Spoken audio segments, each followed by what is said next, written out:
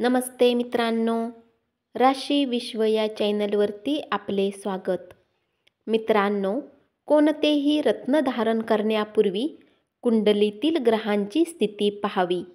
त्याचबरोबर रत्न धारण करण्यापूर्वी त्याच्या नियमांचेही पालन करावे. रत्नशास्त्रात मोती चंद्र ग्रहाशी संबंधित असल्याचे मानले जाते. कुंडलीनुसार रत्न धारण केल्याने ग्रह मजबूत होण्यास मदत होते. मोती योग्य पद्धतीने परिधान केल्यास चंद्र ग्रह बळकट होऊ शकतो. मोती धारण केल्याने मनशांती मिळते आणि राग नियंत्रणात ठेवता येतो. त्वचेशी संबंधित समस्यांमध्येही हे रत्न धारण करणे फायदेशीर ठरते. चला तर मग जाणून घेऊया, मोती कधी आणि कोणत्या राशीच्या लोकांनी परिधान करावा. ज्या लोकांचा चंद्र कमजोर स्थितीत आहे त्यांना मोती घालण्याचा सल्ला दिला जातो. चंद्राचा संबंध मनाशी आहे. असे मानले जाते की तुमच्या मनात नकारात्मक विचार येत असले तरी मोत्याची शीतलता तुमचे हिंसक आणि नकारात्मक विचार दूर करण्यास मदत होते. मोती अनेक रंगात उपलब्ध असतात, पण ज्योतिषशास्त्रात पांढरे मोती धारण करणे फार महत्त्वाचे मानले जाते. चंद्राशी संबंधित असल्याने सोमवारी मोती धारण करणे शुभ मानले जाते. त्याचबरोबर ते परिधान करण्यापूर्वी शुद्धीकरण करणे देखील तितकेच महत्त्वाचे असते.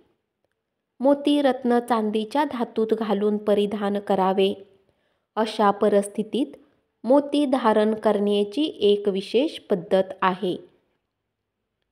जो मोती चांदीच्या अंगठीत घालून घातला जाऊ शकतो व त्याची अंगठी घालण्यापूर्वी ती कच्च्या दुधात किंवा गंगाजलात बुडवून हात जोडून चंद्रमंत्राचा ओमाय चंद्रमसे नम 108 वेळा जप करावा. यानंतर भगवान शंकर आणि पार्वतीला फुले आणि तांदूळ अर्पण करावी. सोमवारी किंवा पौर्णिमेच्या दिवशी ते घालणे शुभ मानले जाते. ज्योतिषशास्त्रानुसार मेष, कर्क, मीन आणि वृश्चिक राशीचे लोक मोती धारण करू शकतात. कुंडलीतील चंद्राची स्थिती कमकुवत असेल तेव्हा मोती धारण करता येतात. त्याचबरोबर मोती परिधान करण्यापूर्वी आपल्या ग्रहांची स्थिती अवश्य पाहावी आणि ज्योतिषाचा सल्लाही घ्यावा.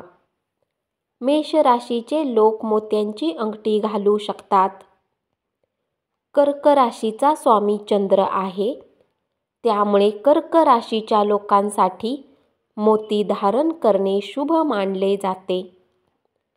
वृश्चिक राशीच्या लोकांसाठी मोत्याची अंगठी घालणे देखील खूप शुभ मानले जाते.